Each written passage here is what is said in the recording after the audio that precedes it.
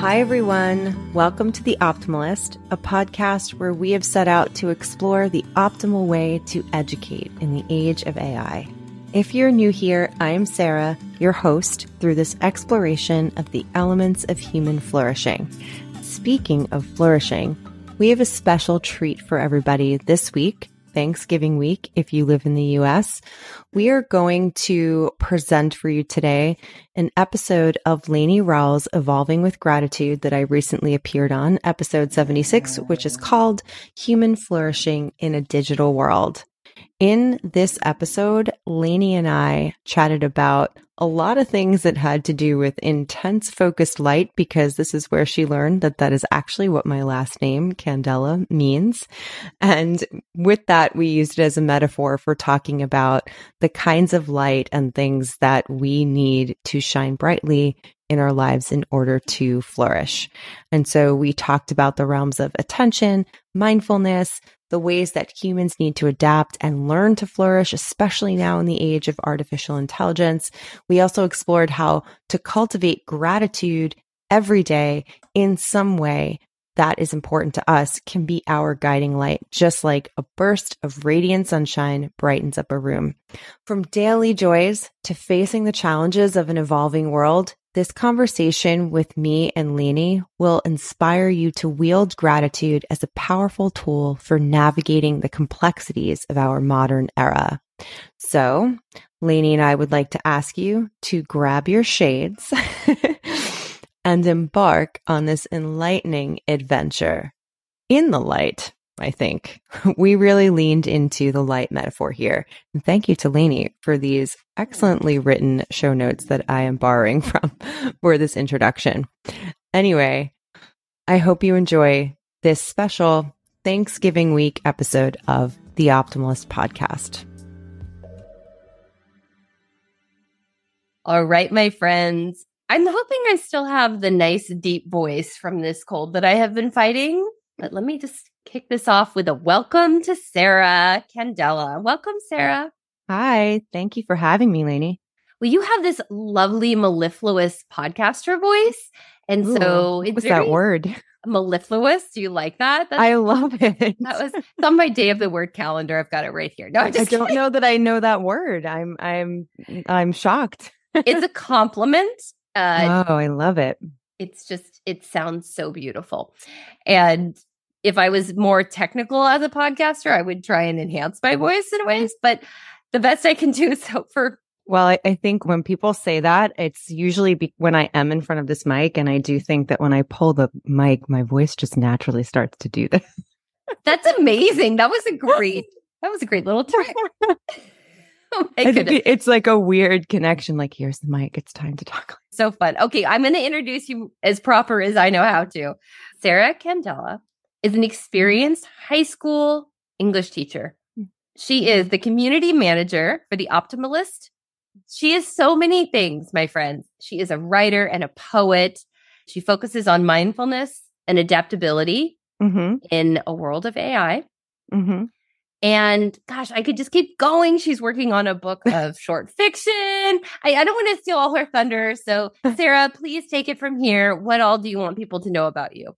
Well, that was a lot of the tidbits, but I can explain a little bit more. I did teach for 15 years in New York. I was an English teacher, which seems like another lifetime ago. And now I'm in Los Angeles, and I kind of left education to figure out other ways to work with teachers and students that were not in the classroom. Found my way into learning podcasting, which is why I can talk like this sometimes. And was actually originally started working, not exactly in the community manager position that I'm working in now, but with the team at Swivel, because they were building a product that doesn't exist anymore, which some of you listening might remember, which was called Synth, which was a product for teachers to podcast remotely with their students. And so it was an app, and I was kind of recruited with education and podcasting experience to work on that and think about what would make that something that we could build community around as well. So my foray into gathering with educators in a very different way outside of a school building began with that about 5 years ago, and now has led to this whole new world of what do we do with a future that is uncertain in the world of artificial intelligence, and how can we bring mental health.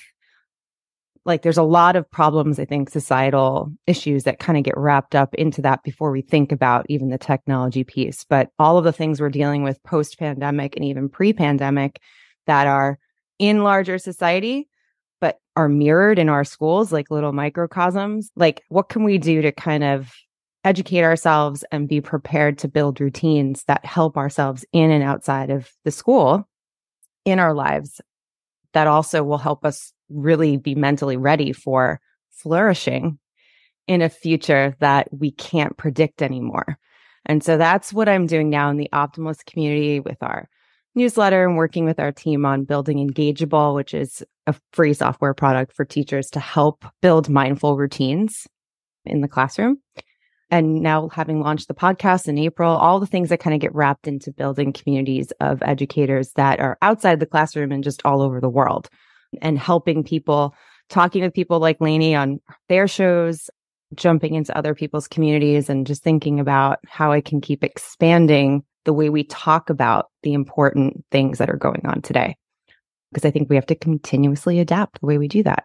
This place that you've come to where you're talking about mindfulness and adaptability, and your work is just so near and dear to my heart. And I love that you're building this community and you're bringing together two things that people might feel are antithetical, right? Mindfulness and technology. Yeah.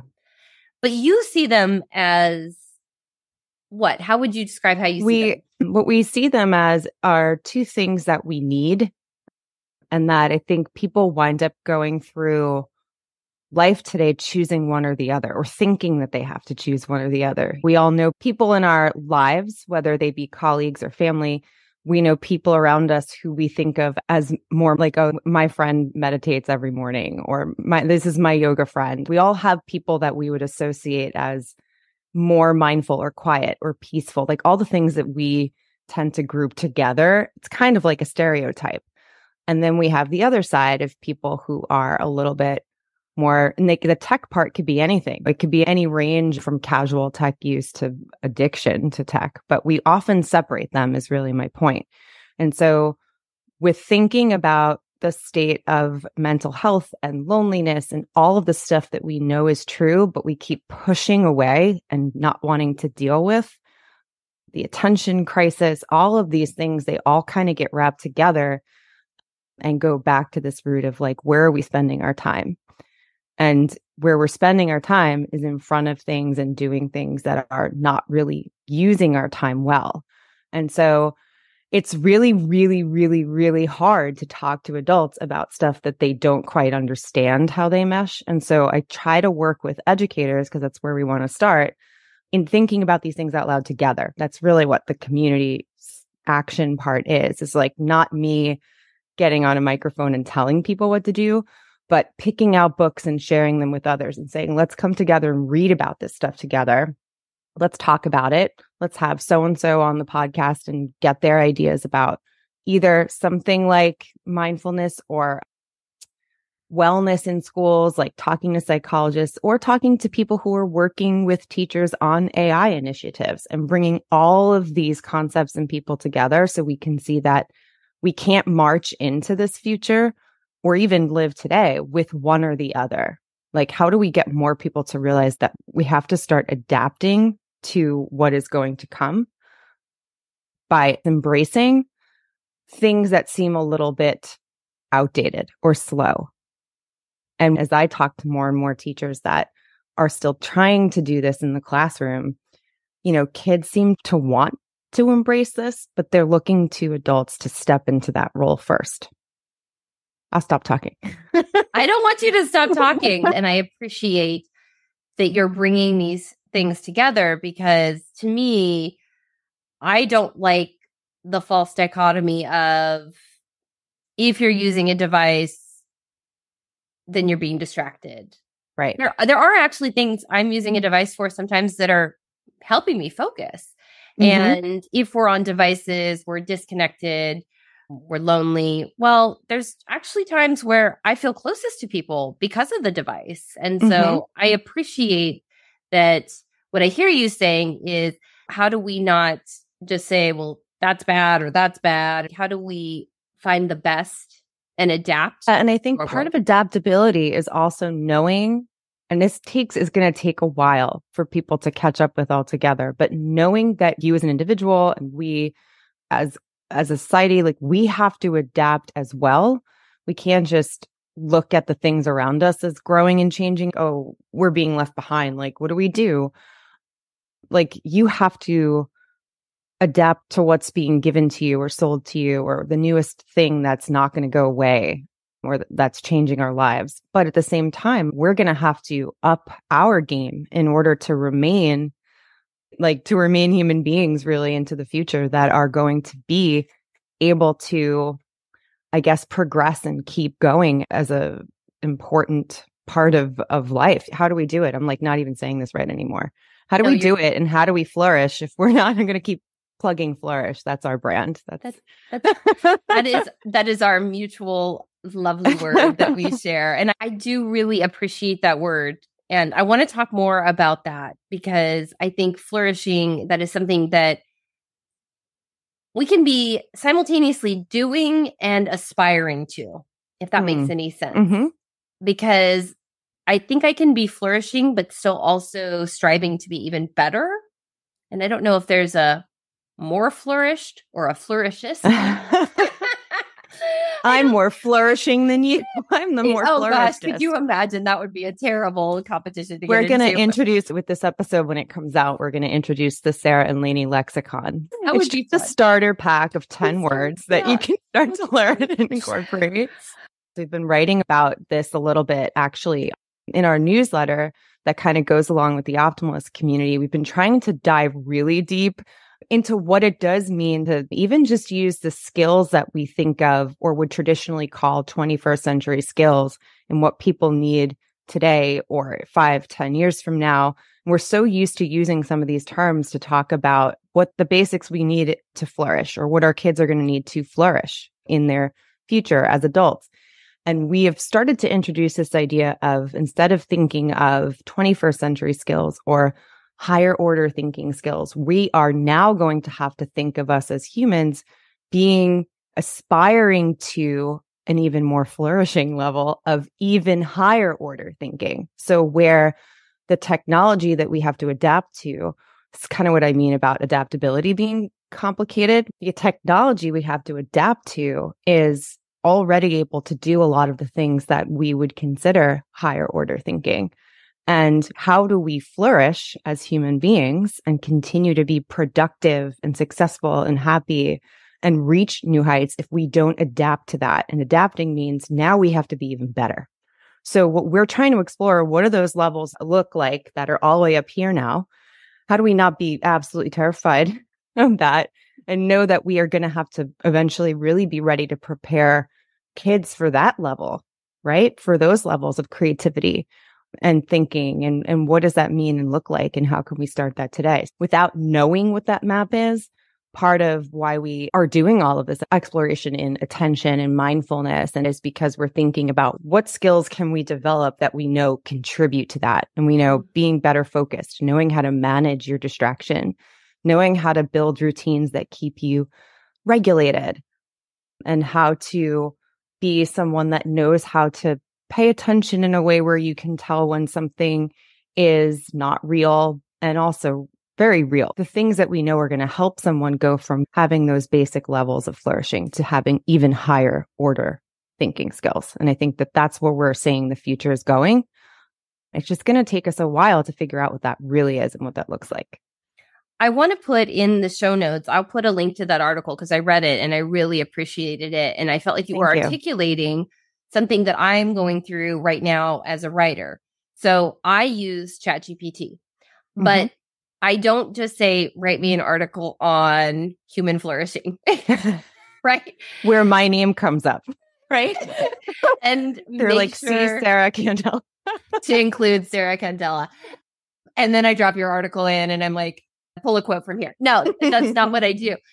one of the reasons even higher order thinking skills really resonates with me is because when I have an idea for an article and I, in my mind, kind of know where I want to go and I want to touch on some things, I will put things into ChatGPT like, okay, here's what I want to address. Help me with an outline. And then I have to review that outline and go, oh, this is like completely the wrong direction. I'm not wanting to go here. And then I have to like think so critically about like where I actually want to go with the article. Exactly. Because I now realize that I wasn't able to communicate to ChatGPT what I wanted to have happen. So that means I am not ready to write this article. And so then I need to have this further conversation with ChatGPT where I'm like, I really want to make sure and emphasize this. And how could I include this idea? And okay, I want to talk about human flourishing. And Adam Grant talks about languishing. Mm-hmm. And Austin Kleon says, I'm not languishing, I'm dormant. And you know what I mean? I'm taking this in a very different direction than ChatGPT originally wanted me to go. Because I am the one supervising where this is going. And it's requiring a lot of my attention. Yeah. And what I was going to say, what you're describing is that real command of your attention. And it's a very different order. It's a very different level of executive functioning. It's almost like you're running a mini team in front of you. Like you really are the executive of whatever it is that you're working on at that time. And you have these invisible workers that are kind of being helpful, but then you kind of just have to keep pushing back at them, right? And thinking about, you really have to tell them exactly what it is that you want. And I do wonder, like, and you'd be probably someone really good to talk to about this in the next 12 hours of podcasts that we record. But you get so many different views from people who are using it like you do of how helpful or how much time it saves, or if it really is just helping them write from a different vantage point. And I think that's also an interesting question to think, like what level of helpfulness, or I don't know. I don't even know if helpfulness would be the word. Like, what do you see as it adding to you? Right. And in the Sara and Lainie spinoff of writing with ChatGPT, we can address that. But I will quickly say it's made writing both harder and more enjoyable, but harder in a different way. I don't sit there and stare at a blank screen and go, what am I going to say? Yes.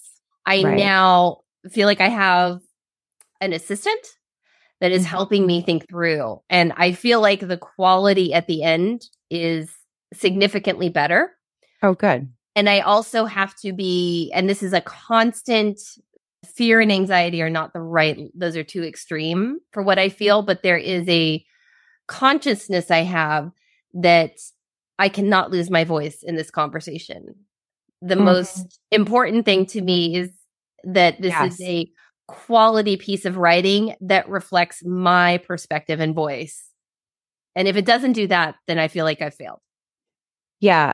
I think maybe just in the last month, we started, maybe a little more than that. We started to use AI to write our show notes for the Optimalist podcast, but I don't use 70% of what it writes. But you can tell, well, today, the day that we're recording this, Lainie's episode of the Optimalist podcast is released. And so that's the one that's in my head right now because I did it yesterday. But if you go to look at Lainie's show notes, you can tell, now that I'm saying it to you, you can tell that her intro paragraph has been spit out by something that has listened to the episode. But even though I've gone in and changed it and deleted half of what it said, because just like you're talking about the staring at the blank screen, absolutely my least favorite part of the podcast process is having to start those show notes. Doesn't matter what the episode is. It could be my favorite topic in the world, but sitting down and writing that paragraph today on the show, ... I'm like, I already did this for something else. So I get annoyed by starting it every week. And so having it kind of listen for me and tell me back and forth what each of us said for the entire hour is really helpful for me to just pull out pieces. And then I can zoom ahead and look at what people said at the end that I need to grab for quotes. You know, I don't have to go through and listen to it. And it's so funny how we only started doing that a month ago. I'm like, wow, I was like skipping ahead. And that's so funny. But yeah, it's a good jump start. I think the through line of this entire conversation so far, and I will get to my first question. I think we're like 15, 20 minutes in, but that's okay. Yeah, we'll be drawing a map to this episode after. But the through line is there's nuance. There's complexity. There's no good or bad. We don't get to just dismiss things easily. We have to be really thoughtful and intentional with how do we move forward?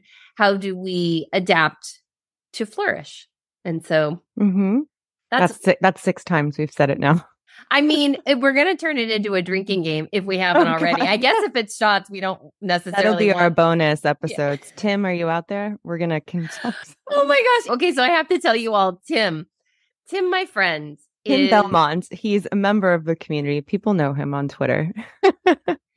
So Tim is post-producing the episodes for The Optimalist. And it is really lovely that when Sara starts recording with her guests on the pod, she says, okay, I'm going to say Tim sometimes. Because I talk directly to him. And sometimes if I forget how I say it, people will be like, oh, wait, is he listening? Like thinking it's a real engineering situation. Like I'm in a sound booth and I've got the engineer up there listening while we're recording. I'm like, oh, no, he's not here. But now I want that to be. Yeah.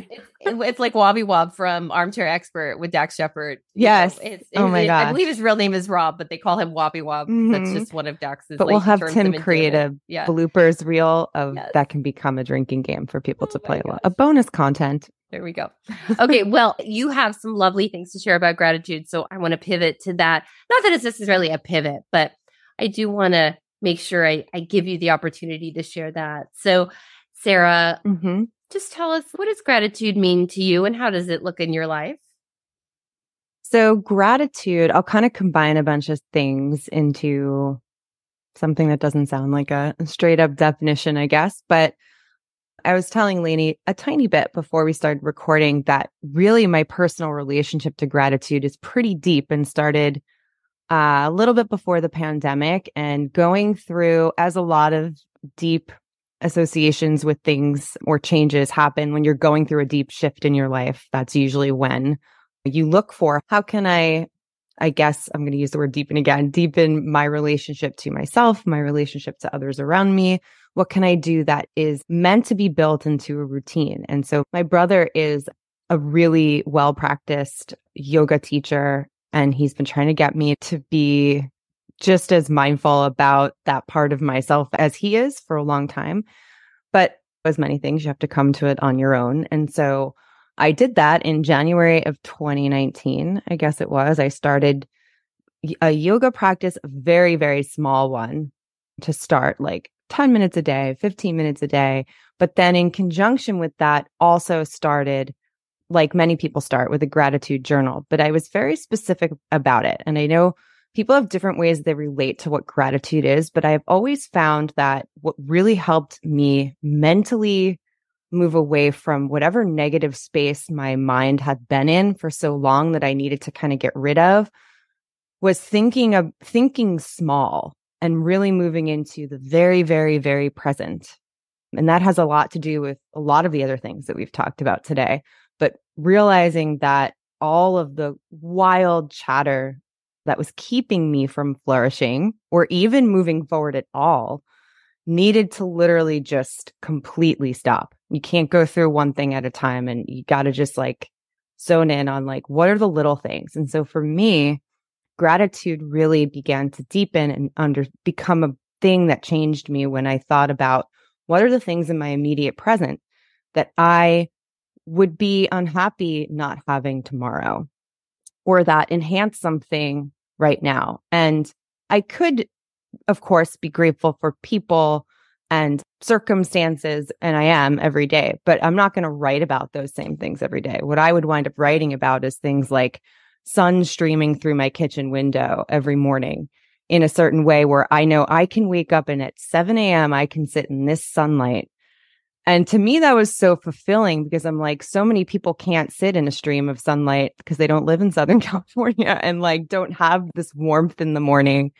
And I don't know, sometimes that sounds silly when I say it to people, but those were really the things that got me focused on just each time of the day, each moment of the day, the activity being, and it helps you move beyond that because then you're grateful for, what am I doing when I'm sitting here? Oh, I get to write in this journal. Then I get to work from home, which means the sunlight is here. I can open all the windows and work in this beautiful, open, bright space and be with my dogs all day, take them out every day whenever I want. So it opens up the gratitude from there when you start with that tiny thing. Like, what are the things around me that are tangible that I'm really just so joyful to have? And then joy became the word that I embraced for all of that year. Like everything that I did, every little thing or big thing that I welcomed or pursued or found me was like, if it filled you with that sense of joy, then it was to keep. And it all came down to like, I guess it comes down to that sunlight, can you find that one beam of sunlight that you really, really wish you would never be able to live without? The end. So this is a circle back for us because before we hit record, we were talking about how we both just really love natural light and how lovely it is when you open the windows in the morning and you get to see that brightness come in, which we don't get every day here in Southern California, but it's a lot of days. And also, this is a treat. Two Southern California gals recording together. I rarely record with people in my time zone. I know. And now it's 2 weeks in a row. Anyway. It is lovely. And we will have to figure out a way to meet in person at some point. But it just, I have this warmness and like glowing sparkle inside of me because I'm just thinking of how we're such kindred spirits. And I love the way you're talking about the joy. Mm-hmm. And sometimes I feel like I know this secret, and I know people like you, Sarah, know this secret. Mm-hmm. And I want to help other people find this secret.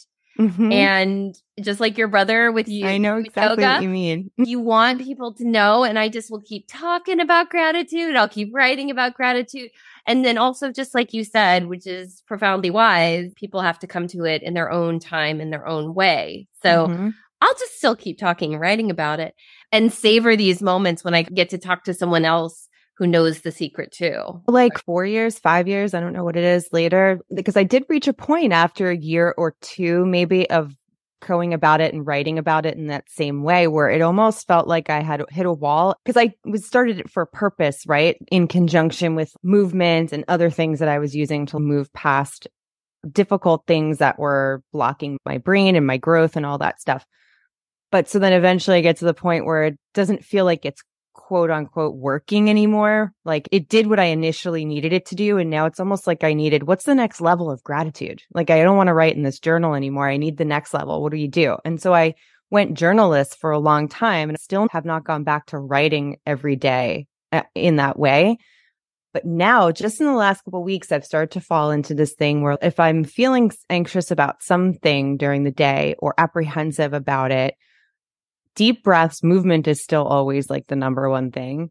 But if I'm not in the position to be outside or something like that, just thinking for a second about actually being grateful for the problem. Like, oh, I get to solve this thing. It literally almost immediately moves me past that barrier. Like, why am I not able to talk to this person? Well, this is an opportunity to do this. Like, why am I not getting along with so-and-so? Like, it could be anything. And I couldn't get to that level of that's a form of gratitude without having written and thought and reflected for years. And I know people would come into that next phase at different times, but that's, I think, what I was thinking of when I thought like, it's not working anymore. What's the next level? And then you have to discover that also for yourself, right? But it helps you, I think, recognize that all of the struggles that you have are not just obstacles. They're things that you get to learn and understand better. And that's the way I like to think about things. It's really a calming way to approach every day. Very peaceful. Mm-hmm. It's been so helpful for me to hear, Sarah, your story and other people's stories, and just know that there is no one way to do it. And so I think that's the really important key takeaway is we know the secret. The secret is grateful living is going to lead to fulfillment, lead to flourishing. There is no one way to do it. Well, the secret is really the same to all of these things that are difficult and that take either a habit or a routine, is that you have to just start it. And even if it's only tiny. And I know that sounds like cliche because people say that all the time now, but that really is the secret to anything that's hard like that. And that takes an individual momentum and an individual effort, is that no one can really force you to sit down and do that. You have to realize when it's right for you. And that joy only comes when you keep up with that. Yeah. It's not like a once in a blue moon type of thing. That's what I feel. I mean, any gratitude we want, but I think that the feeling that you're talking about that bubbles up, that secret, I think is what comes when it becomes a part of you. Sister, I was just going to say, the way you talk about it, it's just a part of you. And then you said it. Oh my gosh, get out of my head. Well, friend, our time has gone too fast, but I want to give you an opportunity if there's any other tips you have. No, I think I've totally gratituded. I've flourishingly gratituded. I don't think gratitude is meant to be a verb. I feel like in our journal, we just added it to the lexicon. No, I was just going to say, when we come up with our dictionary. So before we get on to your shout out, we have to address your last name because we've spent some time talking about how important light is to us, especially natural light. But there's so many ways you can go with the word light. And Sara, do tell us, what does your last name mean? What does Candela mean? So any science, especially physics teachers out there might already know where we're going with this, but candela is a unit to measure light. And I was telling Lainie earlier, there might be more I don't know, but I know the main ones are lumens is the one most people know when they think of, not that we use it every day, but if you look on a box, like a light bulb box, you'll see lumens used as how they're measuring the intent, or I guess, I don't know if it's the intensity, but candelas are the way that you measure the intensity of, I think it's like a cone of light, which Lainie can see behind me, the light in my room here that I'm in. And I do think now I'm very aware sometimes when I buy certain bulbs, I look to see if it's measured in candelas and lumens, and sometimes they are. It depends on the type of light. And I think when you're in a workroom or like a garage, something that's normally dark or underground and it needs an intensity of like focused light, it'll be measured in candela. So that is me. An intense, focused light. Again, stop. Get out of my brain. You're going to get physics teachers writing in saying that's not true. No. This seems true to me. And it's true. Especially the part about you being intense, focused light. And intense. Focused light, but in the best way. So I'm grateful today for my name having lent itself as a metaphor to the show. It's beautiful. It's beautiful. Well, and it's funny because the techie, nerdy person in me was like, lumens. Oh, yeah, like on the projector in my classroom. Exactly. I know, but it's like most people are thinking about the very great example you gave about you go to buy lights in Target and they'll have the lumens. And I only notice it because of my name. So anytime I'm around stuff like that in packaging, I'm always just glancing to see which measurement is on the box, but you have to be aware of it to notice the word candela, I think, because it's not common in household lighting. I think it's the first education podcast that has talked about household lighting units. Well, I will just tell you right now, I will never an original moment.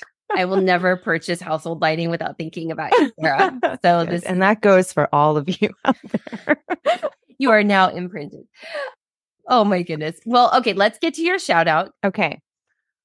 So this totally wasn't planned, but given this person that I'll give a shout out to, but given the light of our conversation, in light of our conversation, I'm just a living metaphor, my friends. And I literally wouldn't be talking about any of this stuff or know about any of this stuff. And he coined the term even higher order thinking. I'm going to give my gratitude shout out to Brian Lamb, who is the founder of Swivel, co-CEO of Swivel. He's the founder. He started Engageable. It's his idea. That's his baby.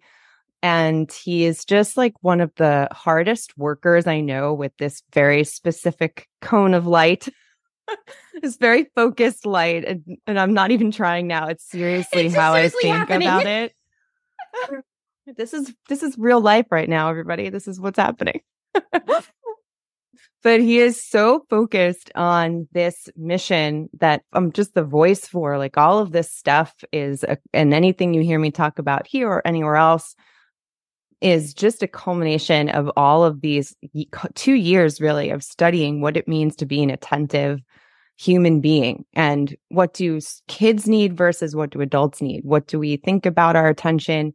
How do we tell ourselves that we no longer have the ability to pay attention? It all started with that 2 years ago and being on a journey with somebody who is that focused in helping starting with a specific group of people like educators and students, and then moving outward from there. And just going through that journey of knowing that you can't build something really, really important and really meaningful without knowing how to adapt. And that's where the adaptability comes from. And without being ready to change and without being ready to accept that you're going to fail most of the time. And these are all the most important foundational things that we need to bring into our classrooms. And it's like part of why I love stepping into being like the vocal part of this team and this role and this community, is because I like being able to connect with people directly and get more people jumping and willing to jump into talking about and tackling these hard issues and conversations as much as possible. So if my light can bring a little bit more to that, then that's what I love. So yeah, my gratitude goes out to Brian for always being willing to tackle these really difficult things that we all are going to need to face at some point when people are not looking, and he'll do it without the attention. So our attention goes to him today. I love that. And I feel you shining the candela on him. I can join in too, right? Yeah, definitely. Everyone's name is Candela today. Exactly. One thing I so appreciate about you, my friend, is your passion for your work, your calling. It's contagious. Like I can feel how important this is to you. And that's just something that is very inspiring. And thank you. I'll just go for it again. It lights me up. We can't stop. Someone's going to have to go to Lainie's house and press stop recording. This is it. A bonus will just be the two of us giggling for an hour now. I mean, it might be, and I would be fine with that. So, Sara, oh my goodness. Please tell people how they can connect with you. Okay. Well, to go back to my name, you can connect with me on Twitter or Instagram at scandela with one L, scandela9, just the number 9, not spelled out.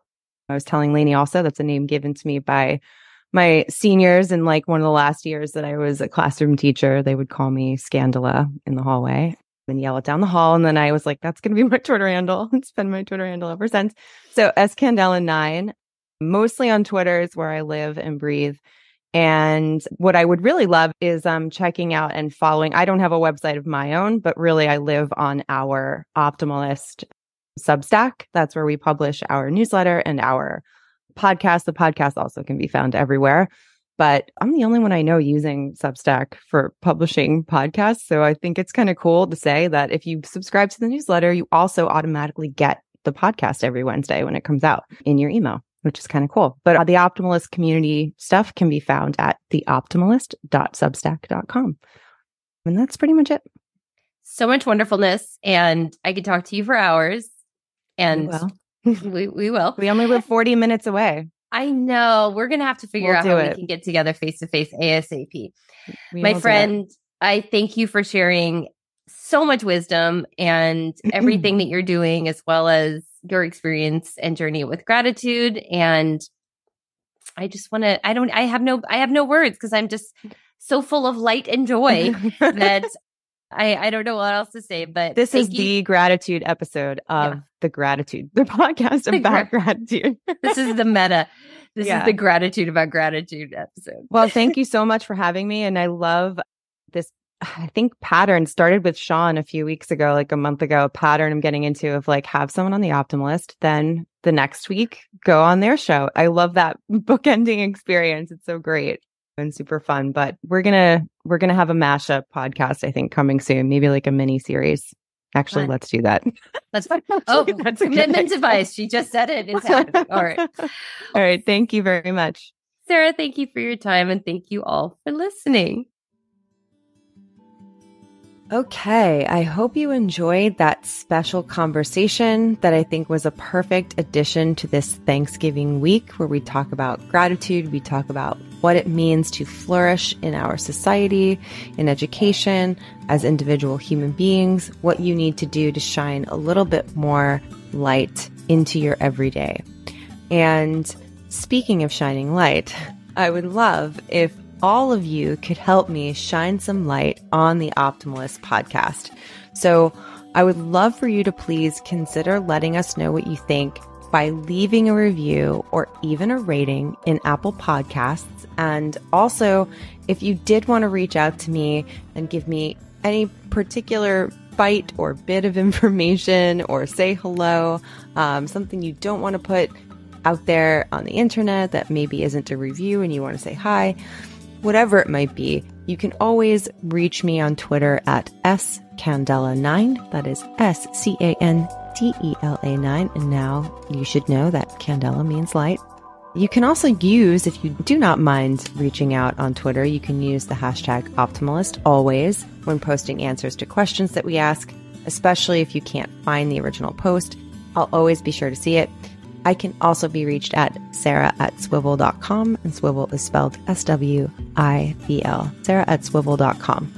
You can listen and subscribe to the Optimalist podcast wherever you love listening to great podcasts. New episodes are released every Wednesday, and links to all the resources that we mention in an episode are available in the show notes. The Optimalist podcast is brought to you by Swivel. At Swivel, we understand that the biggest challenge in education is the rate of change. Policy revisions, technological advancements, especially ones now accelerated by AI, evolving job markets, and ongoing research constantly identifying new best practices are only some of the factors affecting the rate of change in education. To learn how Swivel can help you be more reflective, engaged, and adaptable, visit swivel.com. You can also follow us on Twitter and Instagram. Thanks so much for listening to The Optimalist, and I will be back next week with a whole new conversation, with a whole new guest, and a whole new topic that is going to help us think about how we educate in the age of AI. I'll see you next week.